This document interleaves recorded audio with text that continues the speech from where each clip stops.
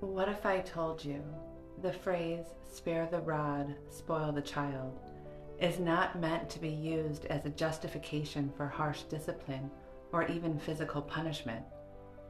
What is the deeper meaning of the rod in Scripture, and how does it align with God's love and the way of Christ? Let's take a deeper look.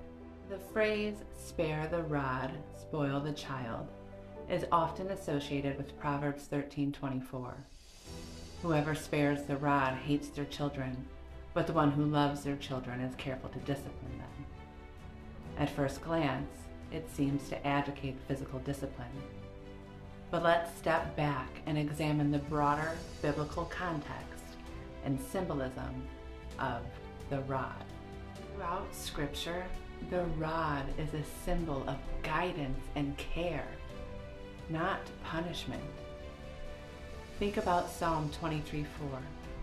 Your rod and your staff, they comfort me. The rod in this context is a shepherd's tool used to gently guide and protect sheep, not to harm them. It symbolizes correction, yes, but correction born of love, grace, and protection, not fear or violence. Now let's consider how Jesus approached discipline. Did he ever use force or violence to correct someone? No. Instead, he led by love, compassion, and example.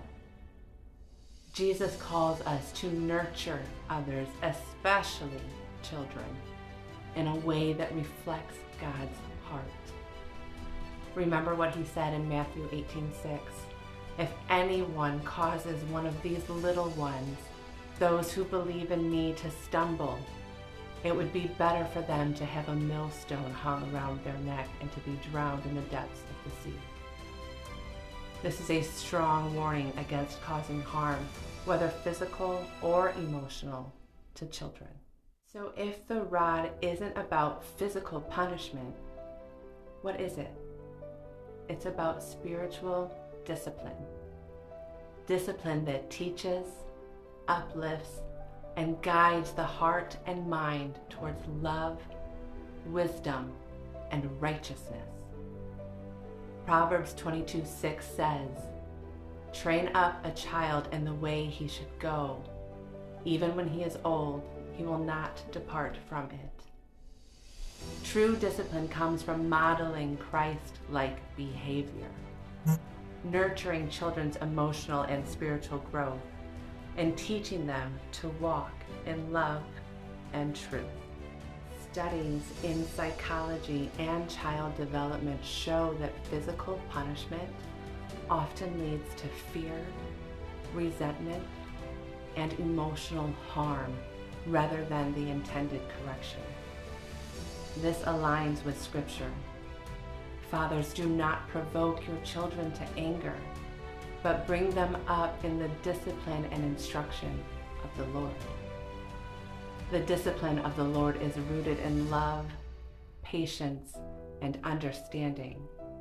It's not about breaking a child's spirit, but shaping their heart. So what does this look like in practice? Model the way. Live out the values you want your children to learn. Be patient, kind, and forgiving. Correct with love. Address mistakes calmly and with the intent to teach, not punish. Speak life. Use words that build up, not tear down. Encourage them to see their worth and potential. Be consistent. Set clear boundaries and lovingly hold them accountable, just as God does for us. Rod is not a weapon of harm. It is a symbol of loving guidance. When we understand it this way, we align ourselves with the heart of God, who is slow to anger and abounding in steadfast love.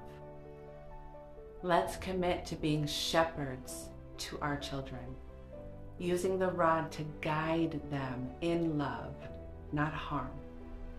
Because love, not fear, is what leads to lasting transformation.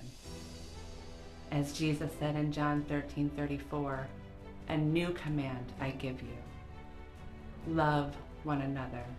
As I have loved you, so you must love one another." Discipline with love. Teach with grace. And let the rod of God's guidance, being led by the Spirit in truth and in love, be your example. Be loved and be loved, beloved.